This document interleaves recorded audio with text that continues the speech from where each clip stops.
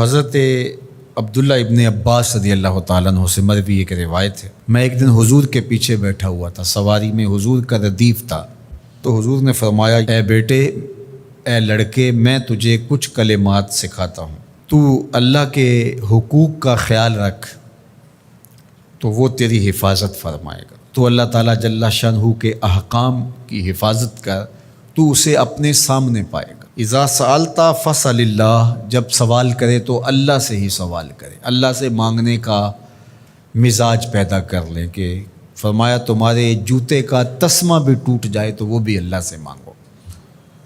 ضرور بازار میں جاؤ دکاندار سے، لیکن حقیقی طلب اللہ سے ہونی چاہیے۔ بات بات پہ اللہ سے سوال کرو، بڑی سے بڑی چیز بھی اس سے مانگو، چھوٹی سے چھوٹی چیز بھی اسی سے طلب کرو۔ ہماری ساری ضرورتوں کا کفیل ہمارا رب، ہمارا مالک ہے۔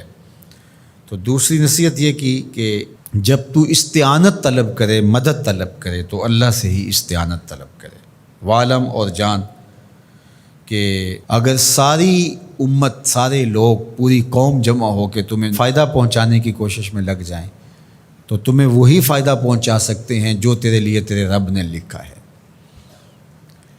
اور فرمایا وَإِنِ اجْتَمَعُوا عَلَىٰ أَن يَضُرُّوكَ بِشَيْءٍ، اور اگر تمہیں نقصان پہنچانے کے درپے ہو جائیں، لَمْ يَضُرُّوكَ إِلَّا بِشَيْءٍ قَدْ كَتَبَهُ اللَّهُ عَلَيْكَ، تو تجھے صرف وہی نقصان پہنچا سکتے ہیں جو اللہ نے تیرے لیے لکھا ہے۔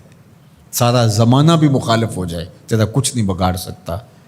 ہاں، تیرے مقدر میں اگر کوئی چیز، کوئی بگاڑ لکھا ہے تو وہ ہوگا، اس کا ذریعہ وہ بن جائیں گے۔ تو اس لیے پھر اسی سے مانگو، اسی سے طلب کرو۔ رفعت الاقلام وجفت الصحف، جو لکھنا تھا اللہ نے لکھ دیا، لکھنے کے بعد قلم اٹھا لیا گیا اور جن صحیفوں پہ لکھا تھا وہ خشک ہو گئے۔ اب کتابیں بند ہیں، تو اس لیے اس نے تیرے لیے جو لکھا ہے وہ ہو کے رہے گا، تو خام خواہ لوگوں سے ڈرنے کی ضرورت نہیں ہے، اور تیرا فائدہ، تیرا نقصان اسی کے دستے قدرت میں ہے، تو اسی سے طلب کر، اسی سے مانگ۔ اور فرمایا تو اللہ تعالیٰ جل شانہ کو رخاء میں، خوشحالی میں یاد کر، یعرف کا فی الشدہ، وہ تجھے مشکل میں پہچانے گا۔ یعنی جو شخص خوشحالی کے دور میں اس کے پاس دولت ہے، صحت ہے، تو اللہ تعالیٰ کو فراموش نہیں کرتا، اللہ اس کی بدحالی کے زمانے میں اس کو فراموش نہیں کرتا۔ وعلم، اور جان، ان النصر مع الصبر، کہ جو مدد ہے وہ صبر کے ساتھ آتی ہے۔